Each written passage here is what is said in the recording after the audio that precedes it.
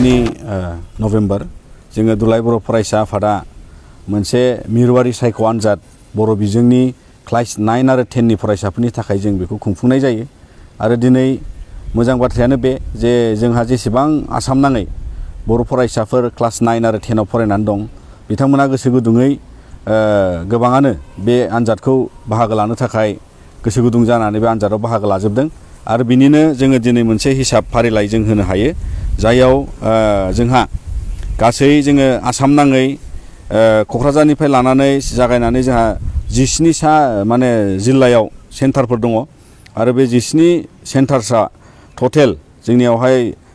198 जोंनावहाय सेन्टारफोर दङ 198 एग्जाम सेन्टार जोंहा दङ जायाव हाई स्कुल हायार सेकेन्डारि बेबायदि गोबां स्कुलाव माने बे सेन्टारखौ खुंफुंनाय जादों आरो बेजों लोगोसे जोंनि केन्डिडेटनि हिसाबाव जोंहा क्लास 9 आव जोंहा 9404 फरायसाफोर दङ 9404 क्लास 9 नि स्टुडेन्टफ्रा बेखौ एपियार खालामदों आरो क्लास 10 निया जोंहा 9336 9336 फरायसाफ्रा बे दिनैनि मिरुआरि सायख' आनजादखौ बिथांमोनहा बे एग्जामावहाय केन्डिडेट हिसाबै एपियार खालामदों आरो लोगोसेयै टटेलखौ जों नायोबा दिनैहाय 18740 फरायसाया गासै 9-10 लोगो नांनानै बिथांमोनहा बे आनजादाव एपियार जादों दा दिनै जोङो मिजिंथिदों जोंनि गुबै थांखि जाय जों बे आनजादखौ खुंबोबाय थानाय जादों मानोना बेवहाय जोंनि 9 आरो 10 फरायसाफोरखौ जोङो बर' बिजोंनिखौ माखासे जोंनि फैबाय थानाय समाव एन्ट्रेन्स एग्जाम होनांगौनि थाखाय जि मोनसे प्रिपारेसन थाम-थिम खालामनाय जेरै मेडिकेलनि जेरै इन्जिनियारिंनि जेरै इउनिभार्सिटि कलेजेसफोरनि एन्ट्रेन्स एग्जाम जायो गुबुन गुबुन साख्रिनि आनजाद जायो मालाबा एसएससिनि आनजाद जायो बिदिनो टेट जायो नेट जायो दा फरायसाफ्रा फरायसा समनिफ्राय जोङो गोबां बेबादि जि गियानखौ जोंनो बेफोर आनजादाव नांगौ बेखौ जोङो थुलमुलैहाय मिथिनाय जाया दा नंखायनो बे आनजादनि दारै जों बिथांमोनखौ सांग्रांथि लाबोनानै जाहाथे बिथांमोनहा दिनै बे मोनसे टेकनिक बा बे मोनसे बुद्धिखौ मोननो हायो मोनसे गियानखौ लानो हायो जायजों बिथांमोना जायखिजाया आनजादखौ मेट्रिकनि उनाव आरो बेफोरबादि गुबुन गुबुन टेलेन्ट सार्च आनजाद जायोबा जाहाथे बेवहाय उथ्रिसारनो हायो बा प्रिपारेसनखौ मोजाङै खालामनो हायो बिनि गुबै थांखियानो बेनो जादों आरो इयुन समाव बिथांमोननि गावबागावनि जे 9 आव फरायनाय 10 आव फरायनाय गियानखौ आनजाद नायनो थाखाय बे मोनसे खाबु आरो बिनि थाखाय जोङो बिथांमोनखौ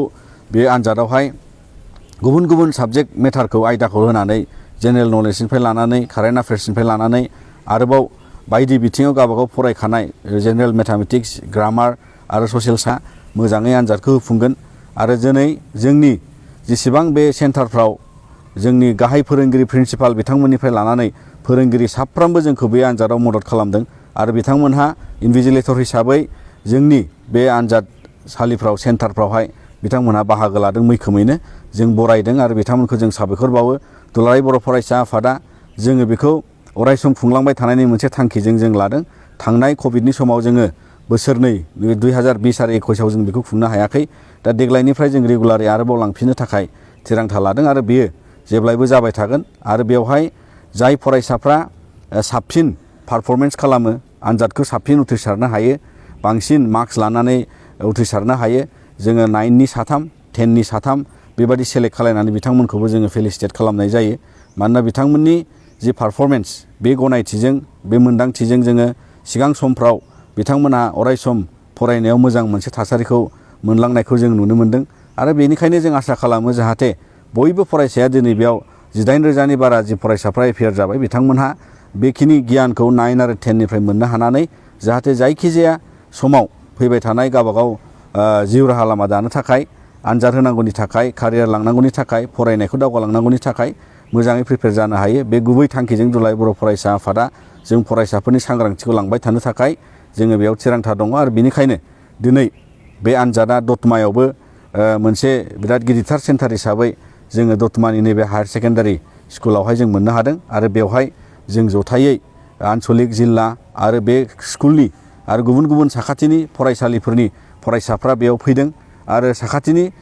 गुबुन गुबुन फोरोंगिरि सार मेडाम बिथांमोनहाबो बेवहाय लोगो नांनानै बे एग्जाम कन्डाक्ट खालामनायाव जोबोद मोजाङैनो मदद खालामदों आरो बेखायनो खेबसेबाव आङो दिनै खावलायगोन जे जोंनि गासै फरायसाफोरनि गार्जेन बिमा बिफा बिथांमोनखौबो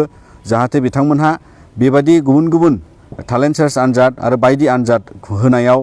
एपियार खालामनायाव मदद खालामो गियान लानायाव मदद खालामो मानोना फैबाय थानाय समनि कम्पिटिटिभ जुगाव जोङो गासैबो बिथिङाव नोजोर बोनानै नायोब्ला जाय जोङो बेबादि कालेक्टिभ माखासे जथायै जे गियान आरजिनाय बेजों जोङो गोबां आनजादखौ सौसिलांनो हायो आरो बेनिखायनो क्लासरुमनि गियाननि अनगायैबो क्लासनि बिजाबनि अनगायैबो दिनैनि समाव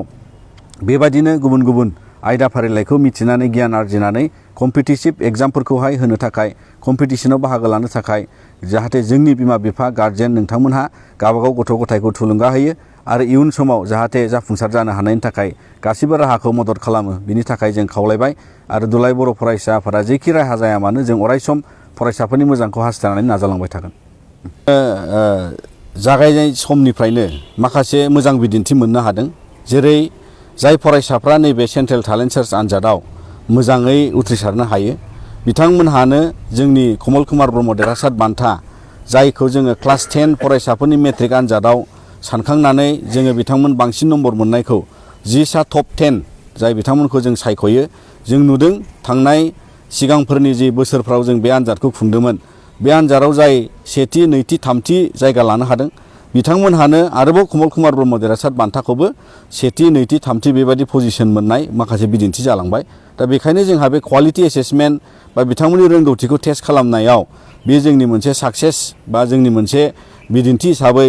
क्लास 9नि थाखायबो क्लास 10नि थाखायबो जोङो बेखौ दिनै मोजाङै मोनफुंनो हादों आरो बेखायनो जों एनकारेज जादों आरो फरायसाफ्राबो बेखौ लानानै गोजोननाय मोनदों आरो बेखौ अरायसम जों खुंलांनायनि मोनसे थिरांथायाव दुलाराय बर' फरायसा आफादा दं।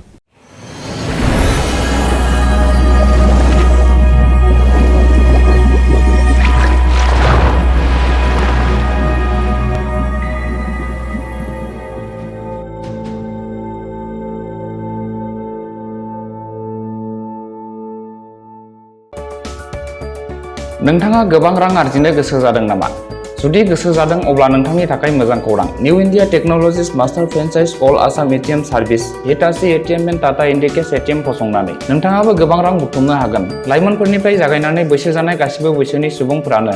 बे फालांगिजों गोरलैयैनो रां आरजिनो हागोन।